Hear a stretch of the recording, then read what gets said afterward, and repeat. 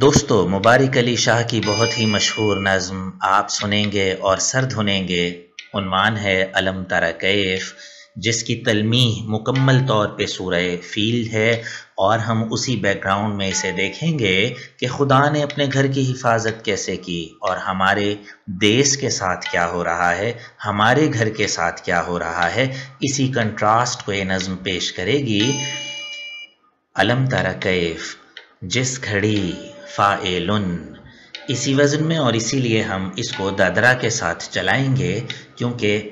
5 رکنی آپ کا یہ رکن ہے فاعلن، جس میں آپ کو بہت سی نصرت فتح علی کی غزلیں بھی یاد آ رہی ہوں گی۔ مثال کے طور پہ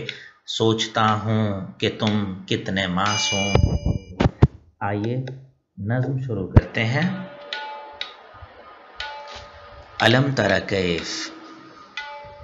جس گھڑی میرے شہروں کی بستی ہوئی بستیاں،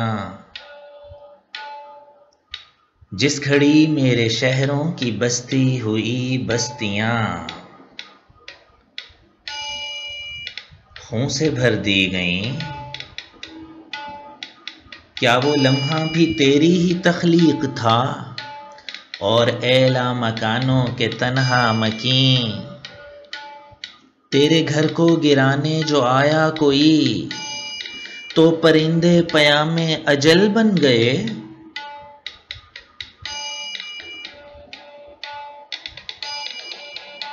اور میرے دیس میں جتنے آباد تھے وہ مکان جل گئے، اور پرندوں کے سب باشیاں جل گئے۔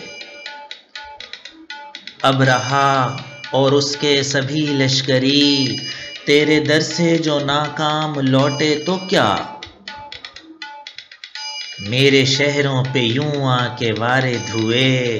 ہم زمیں زاد لوگوں کے گھر لٹ گئے، آشیاں گر پڑے اور شجر لٹ گئے۔